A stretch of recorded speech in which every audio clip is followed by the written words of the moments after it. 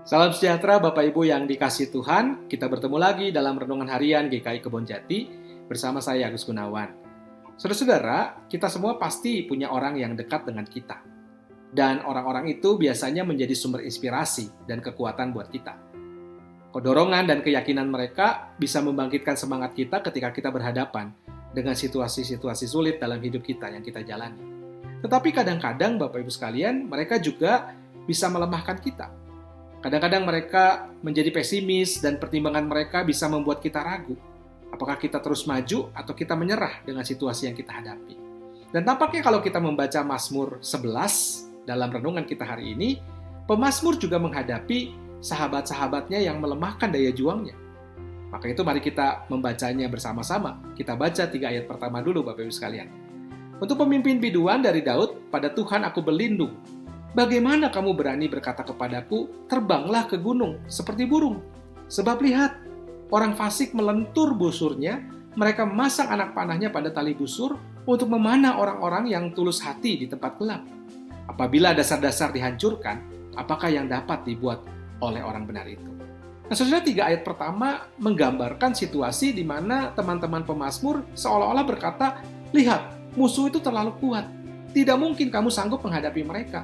Lebih baik kamu menghindar daripada dihancurkan. Terbang seperti burung bersembunyi di gunung sana. Nah, apakah jawaban pemazmur saat teman-temannya berkomentar negatif seperti itu? Bapak sekalian, pemazmur menguatkan hati dan berkata, pada Tuhan aku berlindung. Pemazmur percaya bahwa Tuhan akan bertindak membela dirinya. Mari kita baca 3 pasal berikutnya. Tuhan ada di dalam baitnya yang kudus. Tuhan tahtanya di sorga. Matanya mengamat-amati, sorot matanya menguji anak-anak manusia. Tuhan menguji orang benar dan orang fasik, dan ia membenci orang yang mencintai kekerasan. Ia menghujani orang-orang fasik dengan arang berapi dan belerang, angin yang menghanguskan, itulah isi piala mereka. Nah, saudara, pemazmur mengatakan di tahtanya yang tinggi itu Tuhan melihat semua kejadian di muka bumi ini. Tidak ada yang tersembunyi di hadapan Tuhan. Dan dia bertindak adil. Bahkan dikatakan 2 kali ada kata menguji di ayat ke-5 dan ayat ke-6. Dan ini dipakai untuk menunjukkan bahwa Tuhan secara serius menilai manusia. Kata menguji ini biasanya dipakai untuk menunjukkan sebuah proses pemurnian logam oleh api. Dan ini berarti Tuhan tidak sembarangan menuduh orang bersalah. Dia melihat sampai ke kedalaman hati. Mulut manusia bisa menipu, tetapi hatinya tetap terbuka, terlihat di hadapan mata Allah yang tajam. Maka orang yang jahat dikatakan pasti akan dihukum berat. Sebaliknya mereka yang tulus akan diselamatkan.